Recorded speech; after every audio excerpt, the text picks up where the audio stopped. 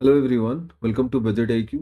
आज का वीडियो काफ़ी इंटरेस्टिंग होने वाला है क्योंकि आज के वीडियो स्टार्ट करने से पहले हम एक स्टोरी से शुरू करते हैं। ओके, तो स्टोरी है दो दोस्त का। एक है माधव और दूसरा है मैकी।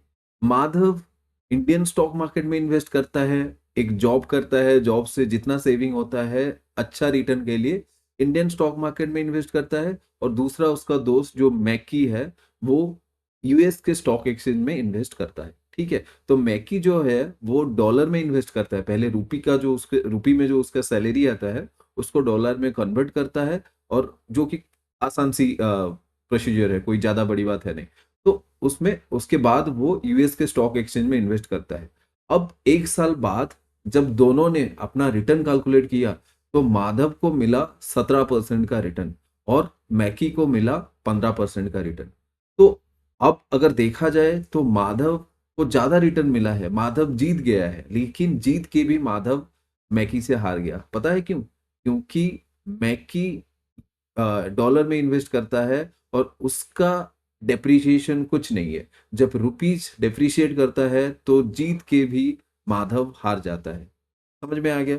तो कहने का मतलब यह है कि अगर हम यूएस मार्केट में इन्वेस्ट करते हैं तो अगर थोड़ा सा कम इंटरेस्ट हमें मिले, थोड़ा सा कम रिटर्न हमें मिले, तब भी यूएस मार्केट में जो करेंसी डेप्रिसिएशन का लॉस होता है वो कुछ नहीं होता, उल्टा अप्रिशिएट होता है। जैसे कोई इंडियन मार्केट में इन्वेस्ट कर रहा है तो उसको एक रूपी डेप्रिसिएशन का डर होता है, रूपी जैसे नीचे गिरता रहता है तो उसका जो इन्वेस्टमेंट है तो उसके अंदर उसको कोई रिटर्न नहीं मिलता, उल्टा उसको कम हो जाता है। तो इस वीडियो में हम डिस्कस करने वाले हैं कि कोई भी यूएस मार्केट में कैसे बिल्कुल आसानी से इन्वेस्ट कर सकता है। इस वीडियो में जो मैं बताने वाला हूँ ये सिर्फ और सिर्फ एजुकेशनल पर्पज के लिए है। कोई भी इन्वेस्टमेंट आप करना चाहते हैं तो आप अपनी फाइनेंशियल एडवाइजर के मदद से ही करें। ओके, सो तो इस वीडियो में हम कुछ ऐसे टॉपिक डिस्कस करने वाले हैं जैसे क्यों हमें यूएस स्टॉक मार्केट में इन्वेस्ट करना चाहिए, कैसे इन्वेस्ट करना चाहिए, क्या क्या फीस हैं, क्या क्या टैक्सेस हैं, क्या क्या ब्रोकरेज देना पड़ेगा, उसके बाद क्या हिस्टोरिक परफॉर्मेंस है यूएस मार्केट वर्सेस इंडिया का, जिसमें हम कंपेयर करेंगे कि यूएस मार्केट किस साल में कितना रिटर्न दिया है, और एक ओवरऑल एक साल का प्लस एक 5 साल का CAGR compound annual growth rate discuss करेंगे। ओके, क्या क्या रिस्क है, क्या क्या चैलेंजेस है, और क्या क्या चेकलिस्ट है जो आपको पहले से ही सोच के रखना पड़ेगा इन्वेस्ट करने से पहले। ओके, तो सबसे पहले क्यों यूएस स्टॉक में कोई इन्वेस्ट करेगा? एक तो आपको बिल्कुल पता है जो करेंसी डेप्रिसिएशन का रिस्क है वो यूएस स्टॉक मार्केट में आप इन्वेस्ट करते हैं तो डॉलर में करते हैं तो उसका कोई रिस्क होता नहीं है। अगर आप इंडिया में इन्वेस्ट कर रहे हैं तो उस कंपनी में इन्वेस्ट कर सकते हैं जो जो इंडिया के स्टॉक मार्केट में लिस्टेड है। पर आप यूएस में इन्वेस्ट कर रहे हैं तो आपको एक बड़ा, एक ग्लोबल लेवल पे जो बड़े बड़े कंपनीज हैं जैसे माइक्रोसॉफ्ट हो गया, अल्फाबेट हो गया, एनवीडिया हो गया, एप्पल हो गया, तो ये कुछ बहुत ही मेगा कंपनीज हैं जिसमें आप इन्वेस्ट कर सकते हैं। उसके बाद एक डाइवर्सिफिकेशन का, इंडिया में अगर आप इन्वेस्ट कर रहे हैं तो मान लीजिए कोई भी जियोपॉलिटिकल इवेंट होता है ना, तो इंडियन स्टॉक मार्केट को डायरेक्टली हिट करता है। इंडिया काफी डिपेंडेंट है ग्लोबल इंपोर्ट के ऊपर, खास करके एनर्जी के इंपोर्ट के ऊपर। अभी कोई भी वार होता है तो आप देखना यूएस मार्केट में इम्पैक्ट होता है पर बहुत कम होता है, तो इसका आपको बेनिफिट मिलेगा अगर आप यूएस स्टॉक में इन्वेस्ट कर रहे हैं तो। उसके बाद एक करेंसी डाइवर्सिफिकेशन का एक बेनिफिट मिलता है। अगर हिस्टोरिकल मार्केट परफॉर्मेंस हम देखें तो यूएस बहुत ज्यादा स्ट्रांग है, या फिर उसमें हमेशा आपको 5-6%, अब ये 5-6% जो सीएजीआर है ना, ये 5 साल में 25% का डिफरेंस लेके आ जाता है। समझ में आ रहा है ना? तो इसीलिए वो ज्यादा अच्छा है। इंडियन जो स्टॉक मार्केट है इसमें आपको फ्रैक्शनल इन्वेस्टमेंट अलाउ नहीं होता। मतलब एक शेयर शेयर को मान लीजिए अभी आप एमआरएफ खरीदना चाहते हैं तो एमआरएफ खरीदने के लिए आपको पूरे पैसे देने पड़ेंगे जो कि लाखों में आता है। पर यूएस में ऐसा नहीं होता। यूएस में अगर आप इन्वेस्ट कर रहे हैं तो आप एक फ्रैक्शनल शेयर पे भी इन्वेस्ट कर सकते हैं। मान लीजिए 50,000 का कोई शेयर है लेकिन आप 10,000 ही डालना चाहते हैं तो 1/5 ऑफ ए शेयर आपको मिल जाएगा। ठीक है, और इससे आप जो हमारा पोर्टफोलियो है उसमें भी थोड़ा जो रिस्क होता है वो थोड़ा रिड्यूस हो जाता है। तो अभी हम देखेंगे हिस्टोरिक परफॉर्मेंस। यूएस का जो इंडेक्स है नास्डैक एंड डाउ, ये इंडियन का इंडेक्स निफ्टी और सेंसेक्स के मुकाबले कैसा परफॉर्म कर रहा है। तो सबसे पहले नास्डैक का देख लेते हैं। इसका जो सीएजीआर है ये करीब करीब 15.77% है। और इसके बाद जब अभी हम एक ईयर का चेक करते हैं, नास्डैक कंपोजिट वर्सेस निफ्टी 50, अगर हम पास्ट ईयर मतलब लास्ट ईयर का रिटर्न चेक करें तो नास्डैक का देख सकते हैं आप 23% का रिटर्न है, 23.53। और निफ्टी का 13%, ये करीब करीब 10% होता है। एंड 10% बहुत ही बड़ा अमाउंट है। मान लीजिए आप 1 CR कर रहे हैं तो 10 लाख का डिफरेंस आ जाएगा, बस आप मार्केट चेंज कर रहे हैं तो। जैसे हम डिस्कस करते हैं कि जो कंपाउंडिंग मनी, जब कंपाउंडिंग होता है तो ये कंपाउंडिंग में बहुत हेल्प करता है, थोड़ा सा भी डिफरेंस हो, और यहाँ तो 10% का डिफरेंस है। उसके बाद अगर हम 5 साल का कंपेयर करें तो 75.45% का रिटर्न दिया है नास्डा कंपोजिट। और इसमें आपको कुछ भी नहीं करना है, आपको कोई डिसीजन नहीं लेना है, आप बस यूएस के इंडेक्स में नास्डा कंपोजिट में इन्वेस्ट कर रहे हैं, आप कोई अकेला कोई एक स्टॉक पे नहीं कर रहे हैं। उसके बाद निफ्टी, निफ्टी 68.55% इसका पास्ट।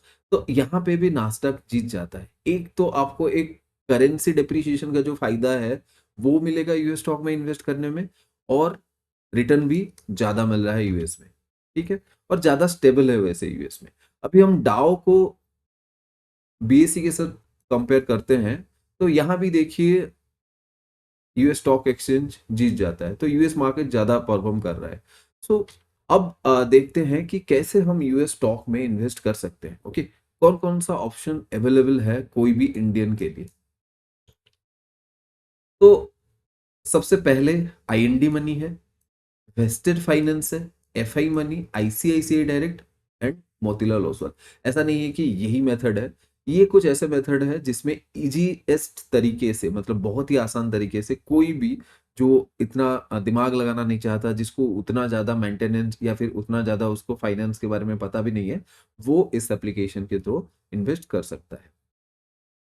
उसके बाद ये देखते हैं कि ये जो एप्लीकेशन है ये काम कैसे करता है। सबसे पहले तो जैसे आप कोई भी, आई होप कि अगर आप इस वीडियो देख रहे हैं तो आप इंडिया के किसी भी स्टॉक में शायद इन्वेस्ट कर रहे होंगे। तो आपके पास इंडियन स्टॉक एक्सचेंज में इन्वेस्ट करने के लिए जो ब्रोकर का एप्लीकेशन होता है, जैसे जीरोधा हो गया, ग्रो हो गया, अपस्टॉक्स हो गया, ये ऐसे कुछ एप्लीकेशन आपके पास जरूर होगा। तो जब वो एप्लीकेशन में आपने साइन अप किया था, जब आपने अपना डीमैट अकाउंट खोला था, तब भी आपको एक केवाईसी करना पड़ा था। ओके, तो उसके बाद आपने मनी उसमें डाला और उसके बाद जाके शेयर आप खरीद पाए। तो यहाँ भी कुछ उसी तरीके से होता है। सबसे पहले आपका एक केवाईसी करवाया जाएगा, फिर आप जो पैसा है वो आप भेज सकते हैं, आप लोड कर सकते हैं उसमें। आपके पास अगर एचडीएफसी का बैंक अकाउंट है तो शायद आपका एक फेडरल बैंक अकाउंट खोलना जरूरी नहीं होगा। ये एक छोटा सा प्रोसीजर है, ऐसे मत सोचिए कि फेडरल बैंक अकाउंट मतलब तो फिर एक अगेन बहुत ज्यादा कॉम्प्लेक्स होगा। कोई कॉम्प्लेक्सिटी नहीं है, आप घर बैठे 1 घंटा भी आपको शायद नहीं लगेगा, आप घर बैठे आपको टेबल से उठना ही भी नहीं पड़ेगा। मैं आगे बता दूंगा आपको क्या क्या चाहिए, ठीक है। बस वही सब कुछ चाहिए जो एक जीरोधा में अकाउंट या फिर अपस्टॉक में अकाउंट या फिर ग्रो में अकाउंट, बस जो इंडियन ब्रोकर मांगते हैं वो सब इधर भी चाहिए। कोई भी ज्यादा कोई पॉलिस वेरिफिकेशन नहीं चाहिए, कुछ भी नहीं चाहिए। ओके, और सबसे अच्छी बात जो मैं पहले से ही हाईलाइट कर रहा हूँ, यहाँ आप फ्रैक्शनल शेयर खरीद सकते हैं, जो कि एक बहुत आसान या फिर एक अच्छी फैसिलिटी है। ओके, तो क्या क्या कॉस्ट इन्वॉल्व होता है। अब हम इंडिया में इन्वेस्ट कर रहे हैं तो हम एसटीटी देते हैं।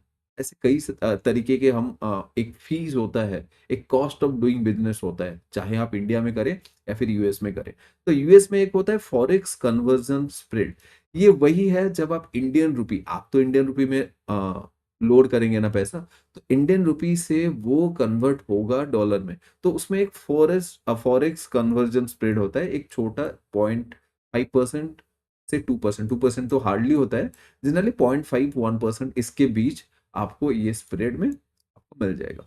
उसके बाद ब्रोकरेज, ब्रोकरेज जैसे आप अगर आईएनडी मनी से ट्रेड कर रहे हैं तो आपको एक ब्रोकरेज देना पड़ेगा। उसके बाद एक प्लेटफॉर्म फीस, एक होता है एएमसी, एनुअल मेंटेनेंस चार्ज, हर साल आपको वो देना पड़ेगा आप जिस ब्रोकर के साथ ये इन्वेस्ट कर रहे हैं। ओके, और एक है US with holding tax on dividends. जैसे मान लीजिए आपको $10 का एक डिविडेंड मिला, जो क्योंकि आपने एप्पल के कंपनी में इन्वेस्ट किया है, तो वो $10 में से जनरली 25% यूएस विथहोल्ड कर लेगा डिविडेंड से। पर ये आप W8VEM सबमिशन के बाद, जो हमारा एक डबल टैक्सेशन एग्रीमेंट साइन हुआ है यूएस के साथ, इंडिया और यूएस दोनों ने डबल टैक्सेशन एग्रीमेंट साइन किया है। इस जो एग्रीमेंट है, इसके अंदर कोई भी इंडियन या फिर कोई भी यूएस 2 बार टैक्स नहीं पे करेगा।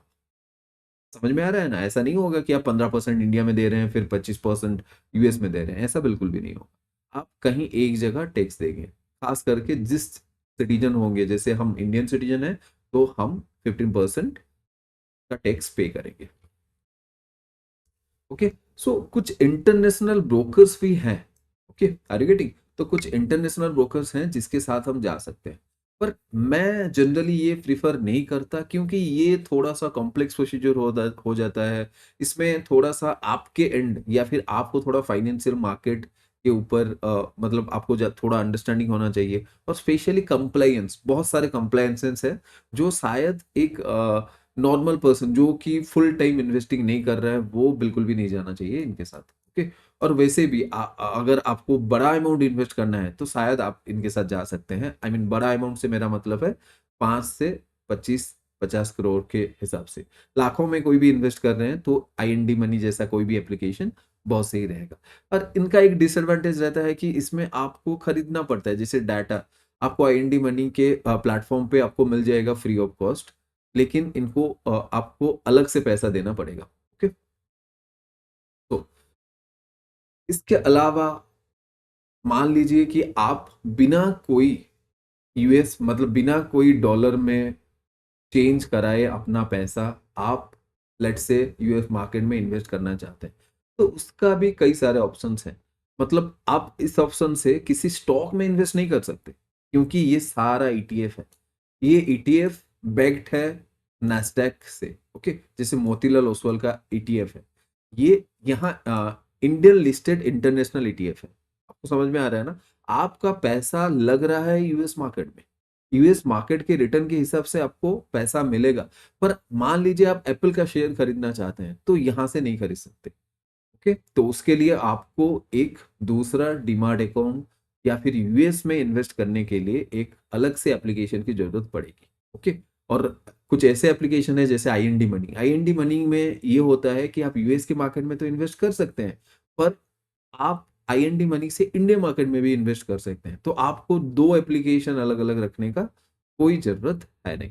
तो चलिए हम देखते हैं कि आईएनडी मनी एप्लीकेशन के जरिए हम यूएस स्टॉक्स में कैसे इन्वेस्ट कर सकते हैं, इसके क्या क्या फीचर्स हैं, कौन कौन सा फीस एंड चार्जेस आपको इसके लिए पे करना पड़ेगा। ओके, तो सबसे पहले आईएनडी मनी के अंडर जब आप इन्वेस्ट करते हैं यूएस स्टॉक में, आप जो पैसे डालते हैं आप रुपीस में डालेंगे और डॉलर में आपको डिपॉजिट करना पड़ेगा। तो ये आरबीआई के जो एलआरएस रूल है, जो जैसा मैंने बताया है पहले से कि एलआरएस का मतलब है लिबरलाइज्ड रेमिटेंस स्कीम। तो इसके अंडर आपको इतना कोई भी ये सब बिल्कुल भी जानने की कोई जरूरत नहीं है। आपको बस अकाउंट खोलना है और आपको कहाँ इन्वेस्ट करना है उसके बारे में सोचना है। ये सब कंप्लायंसेस हैं जो अपने आप होता है, ये आपके तरफ से कोई भी इनिशिएशन नहीं होगा। आपको जो जो मांगा जाएगा, जैसे जैसे बोला जाएगा, बस वैसे वैसे आपको स्टेप्स फॉलो करने हैं एप्लीकेशन डाउनलोड करने के बाद, और उसके बाद ये आपका हो जाएगा। यूएस स्टॉक इन्वेस्टिंग में पहले से मैं बता चुका हूं कि 9000 प्लस यूएस स्टॉक हैं। आपको अच्छे अच्छे एआई कंपनीज में, जैसे आप कोई एआई कंपनीज में इन्वेस्ट करना चाहते हैं तो शायद आप इंडिया में आपको उतना ज़्यादा ऑप्शन ना मिले। अभी हाल ही में हमने देखा गलगोटिया फियास्को। तो इंडियन के जो कंपनीज हैं वो अभी तक इतना नहीं है। एक दो नाम सामने आया है वैसे, जैसे सर्वम एआई, पर क्या वो लिस्टेड है? नहीं है। तो क्या हम इन्वेस्ट कर सकते हैं? नहीं कर सकते। सिंपल सी बात है। तो अगर हम जैसे एनवीडिया हो गया, जो कि एआई से रिलेटेड कंपनीज हैं, उसमें इन्वेस्ट करना चाहते हैं तो यूएस स्टॉक में जाना ही पड़ेगा। ओके, तो क्या क्या फीस एंड चार्जेस हैं, थोड़ा उसके बारे में देख लेते हैं। सबसे पहले अकाउंट ओपनिंग के लिए आपको कोई भी पैसा देना नहीं पड़ेगा। प्लेटफॉर्म फीस कुछ भी नहीं है। विड्रॉल के लिए कुछ भी नहीं है। ब्रोकरेज है जो 0.25% का लगेगा, और इसमें भी एक अपर कैप है। ओके, $25 का अपर कैप है, जो भी लोअर होगा वही लगेगा। उसके बाद एएमसी, एनुअल मेंटेनेंस चार्ज, जैसा मैंने बोला कि हर साल आपको पेमेंट करना पड़ेगा। जैसे आप जीरोधा है तो जीरोधा में आपको एक एनुअल मेंटेनेंस चार्जेस देना पड़ता है। ओके, इसमें कोई एनुअल मेंटेनेंस चार्ज नहीं है, और ये बिल्कुल सेफ है। ऐसा नहीं कि एक नया एप्लीकेशन है जो कोई स्कैमस्टर भी हो सकता है, ये बिल्कुल सेफ है। उसके बाद आप एसआईपी भी कर सकते हैं, उसके लिए भी आपको कोई चार्जेस नहीं है, ट्रैकिंग चार्जेस नहीं है, प्रोफाइल वेरिफिकेशन जैसे कि केवाईसी वगैरह के लिए कोई कई सारे एप्लीकेशन है जो चार्जेस लेते हैं, उसका कोई चार्जेस नहीं। अभी देखते हैं कि हम कैसे एक यूएस स्टॉक में इन्वेस्ट करने के लिए अकाउंट खोल सकते हैं। ओके, सबसे पहले आपको डिस्क्रिप्शन में जो लिंक दिया हुआ है उसमें जाना पड़ेगा। अगर हमारे लिंक से डाउनलोड करते हैं तो आपको एक रिवॉर्ड मिलेगा $10 का। अगर आप इस लिंक से नहीं करते तो आपको ये $10 का रिवॉर्ड नहीं मिलेगा। और आपको कब $10 का रिवॉर्ड मिलेगा? जब आप अपना पहला जब सबसे जो फर्स्ट टाइम आप उसमें पैसा डिपॉजिट करेंगे। तो सबसे कम अमाउंट जो है वो 5000 का है। अगर आपने 5000 का पैसा डिपॉजिट किया तो उसके बाद आपको $10 का रिवॉर्ड मिलेगा। आप ये क्लेम करने के लिए कोई भी यूएस के जो स्टॉक है उसको खरीद सकते हैं। मतलब आप $10 के कोई भी यूएस स्टॉक खरीद सकते हैं। ठीक है, आपको क्या क्या चाहिए? आपको पैन कार्ड चाहिए, अपना आधार कार्ड चाहिए, बस आपका मोबाइल चाहिए जिसमें आप सेल्फी ले सकते हैं और वीडियो वेरिफिकेशन करवा सकते हैं। इस सीधा सा मतलब है आपका जो फ्रंट कैमरा है और बैक कैमरा है वो सही से काम करना चाहिए। ठीक है, और आपका अपना बैंक डिटेल्स। ओके, बस इतना ही चाहिए, और ये शायद सबके पास होता है। ओके, इसमें कोई बड़ी डॉक्यूमेंट या फिर कोई पुलिस वेरिफिकेशन का कोई जरूरत नहीं है। ठीक है, ओके। तो जैसे मैंने बताया कि $10 का जो इनिशियल, आप जैसे ही साइन अप करते हैं तो आपको $10 का रिवॉर्ड मिल जाता है। तो 5000 आप मिनिमम डिपॉजिट करेंगे तो $10 मिल जाएगा। पर ये तभी मिलेगा जब आप जो डिस्क्रिप्शन में लिंक दिया हुआ है, जो कि हमारा लिंक है, उससे डाउनलोड करेंगे। तो आप अपने से अगर गूगल प्ले स्टोर में जाके डाउनलोड कर रहे हैं तो आपको ये रिवॉर्ड नहीं मिलेगा। $10 का इंडियन रुपी में अगर मैं करूं, करीब करीब ऐसे मान लीजिए 900 से 920-30 के आसपास। तो बस इतना है। ये मान लीजिए आपका हार्डली 30 मिनट से 40 मिनट्स ही लेगा, इससे ज्यादा बिल्कुल भी नहीं होगा। आप अगर डाउनलोड कर रहे हैं एप्लीकेशन, और एक मैं चाहता हूं कि आप एक वर्किंग डे में करें। ओके, मंडे टू सैटरडे, और टाइम जो है अच्छा होगा। आप 10 बजे से लेकर 4 बजे के बीच, उसके बाद भी आप कर सकते हैं, पर इस टाइम पे करेंगे तो जल्दी अप्रूवल होता है, जल्दी केवाईसी कंप्लीट हो जाता है। ओके, सो कुछ चेकलिस्ट है, कुछ चीजें ऐसे हैं जिसको आप पहले से ही देखना चाहिए या फिर कंफर्म करना चाहिए before you are starting to open any account. Okay, तो जैसे मैंने आपको बता दिया है कि जो लिबरलाइज्ड रेमिटेंस स्कीम है, इसके अंदर वैसे आपको कोई भी इशू मतलब नहीं आएगा इसमें, इसको आप बिल्कुल ही इग्नोर कर सकते हैं। एक चीज है जो होता है, टीसीएस का एक चार्जेस होता है। ओके, ये क्या होता है? ये आप जब रिटर्न फाइल करेंगे, IT return, income tax return file, तब ये आपको वापस मिल सकता है। पर ये तभी अप्लाई होगा, आप जब भी पैसे डिपॉजिट कर रहे हैं हमेशा टीसीएस अप्लाई नहीं होगा। ये 20% का होता है, पर ये चार्जेस तभी आपको देना होगा जब ये 10 लाख से ज्यादा आप डिपॉजिट कर रहे हैं पर ईयर। पर ईयर अगर आप 10 लाख से ज्यादा डिपॉजिट कर रहे हैं तो उसके बाद पहले 10 लाख के लिए कुछ भी नहीं पे करना पड़ेगा। मान लीजिए आपने 20 लाख इन्वेस्ट किया या फिर 20 लाख डिपॉजिट किया, तो उसमें ऐसा नहीं कि आपको पूरे 20 लाख के लिए देना पड़ेगा। पहले 10 लाख के लिए कुछ भी टीसीएस नहीं लगेगा। उसके बाद जो 10 लाख आप डिपॉजिट कर रहे हैं उसमें से 20% डिडक्ट हो जाएगा।